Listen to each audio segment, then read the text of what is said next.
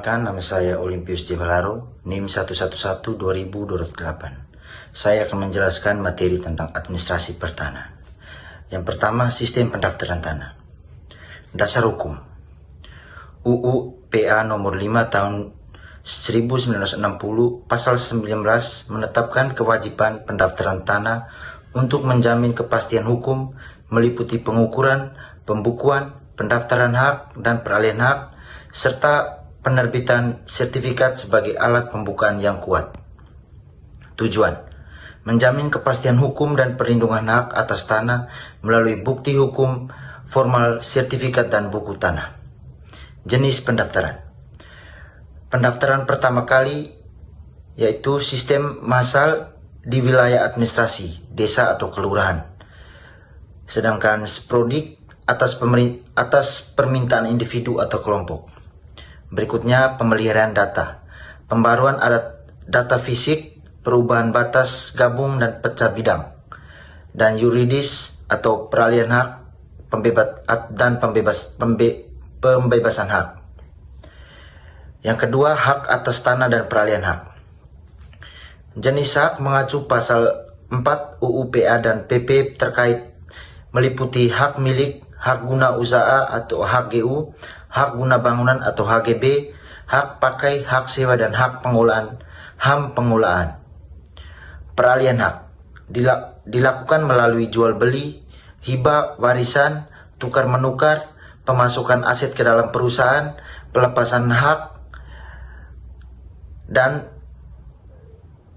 dan didaftarkan. Yang ketiga, reforma agraria. Tujuan melakukan redistribusi tanah dan mewujudkan keadilan agraria dan mengurangi ketimpangan penguasaan tanah. Komponen: legalisasi aset sertifikat atau tata guna aset masyarakat, termasuk proses PTSL. Redistribusi tanah, redistribusi dari kawasan hutan, ex-HGU, dan tanah negara lain. Pelaksanaan: Kementerian ATR atau BPN melalui Program Retribusi Nasional Reforma Agraria, formal melalui Perpres nomor 86 tahun 2018 dan penguatan. Perkenalkan, nama saya Francisca Cindy Revianti dengan NIM 111-200148 dengan mata kuliah Administrasi Pertanahan. Saya akan menjelaskan tentang sengketa dan konflik pertanahan. Yang pertama itu ada sengketa pertanahan. Sengketa pertanahan ini adalah perselisihan mengenai tanah antara orang perorangan, badan hukum atau lembaga yang tidak berdampak luas. Untuk contohnya, sengketa batas tanah antara dua tetangga, sengketa warisan tanah di antara ahli waris yang tidak menimbulkan dampak sosial yang luas.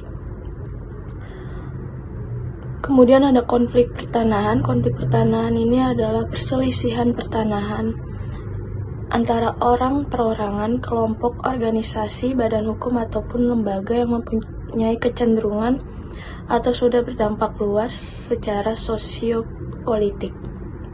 Untuk konfliknya antara masyarakat adat dengan perusahaan yang terkait pemanfaatan lahan adat. Kemudian konflik antara petani dengan pengusaha terkait ahli fungsi lahan pertanian menjadi kawasan industri. Untuk penyelesaian sengketa pertanahan ini dapat diselesaikan melalui jalur non-litigasi atau musyawarah, mediasi atau litigasi pengadilan. Untuk penyelesaian konflik pertanahan sendiri itu membutuhkan penanganan yang lebih kompleks dan melibatkan berbagai pihak, termasuk daerah dan instansi terkait. Lalu ada penyebab umum antara sengketa dan konflik pertanahan. Ada 5 penyebabnya, yaitu pertama, ketidakjelasan batas tanah. Ketidakjelasan batas tanah ini batas tanah yang tidak jelas atau berubah-ubah menjadi penyebab sengketa. Lalu yang kedua itu sertifikasi ganda atau tumpang tindih. Ini adanya dua pihak atau lebih sertifikat hak atas tanah yang saling tumpang tindih. Yang ketiga itu ada penggunaan dan pemanfaatan tanah yang tidak sesuai peruntukan. Perubahan fungsi lahan dari pertanian menjadi pemukiman atau industri yang tidak sesuai dengan tata ruang wilayah. Yang keempat itu ada konflik warisan, perselisihan antar ahli waris yang terkait pembagian hak waris tanah. Yang kelima terakhir itu ada keterbatasan akses informasi. Untuk ini kurangnya informasi mengenai prosedur pendaftaran tanah, hak atas tanah juga, lalu peraturan perundang-undangan terkait pertanahan. Saya akan menjelaskan tentang pengadaan tanah untuk kepentingan umum. Pengadaan tanah untuk kepentingan umum adalah kegiatan penyediaan tanah oleh pemerintah maupun daerah untuk pembangunan yang bermanfaat bagi masyarakat luas. Hal ini dilakukan dengan memberikan ganti rugi yang layak dan adil kepada pihak yang berhak untuk mendapatkan hak atas tanah tersebut. Dasar hukum dari pengadaan tanah untuk kepentingan umum ini sendiri yaitu Undang-Undang Nomor 2 Tahun 2012 tentang pengadaan tanah bagi pembangunan untuk kepentingan umum, mengatur secara rinci mengenai proses pengadaan tanah. Proses pengadaan tanah yaitu ada 4 poin. Yang pertama itu perencanaan, melibatkan studi kelayakan dan penyusunan dokumen perencanaan pengadaan tanah yang disebut DPPT.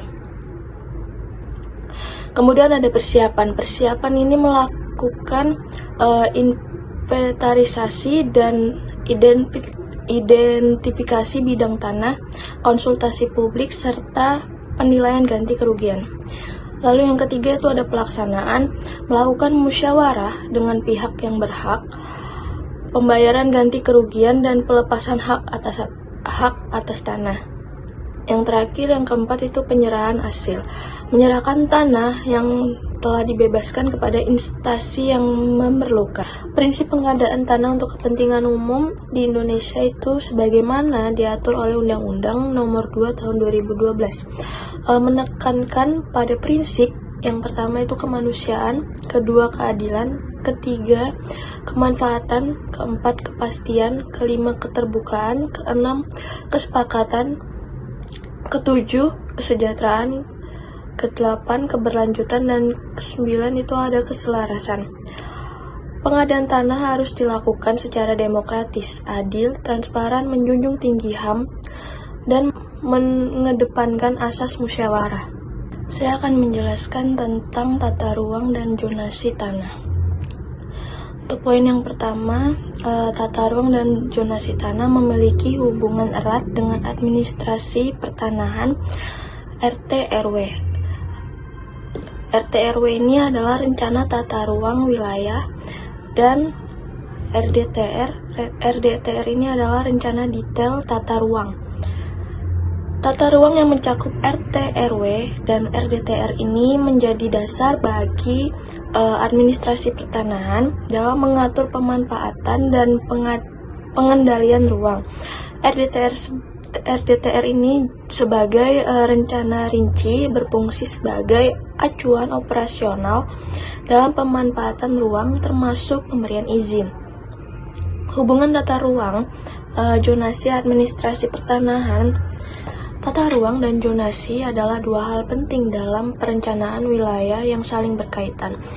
Zonasi sebagai bagian dari tata ruang yang berfungsi untuk menentukan peruntukan tanah dengan rencana tata ruang yang telah ditetapkan. Dengan kata lain, zonasi adalah alat untuk mengimplementasikan rencana tata ruang yang membagi wilayah menjadi zona-zona yang memiliki fungsi tertentu sebagai zona pemukiman, perdagangan, industri, dan lain-lain. Tata ruang dan zonasi tanah menurut UU Nomor 26 Tahun 2007. Berdasarkan pasal 2 UU Nomor 26 2007, penataan ruang di Indonesia dilaksanakan dengan dasar sejumlah asas berikut. Yang pertama, keterpaduan. Yang kedua, keserasian. Yang ketiga, keselarasan dan keseimbangan. Yang keempat, keberlanjutan dan keberdayagunaan. Yang kelima, keberhasilgunaan. Lalu keterbukaan, kebersamaan dan kemitraan, perlindungan kepentingan umum, kepastian hukum dan keadilan.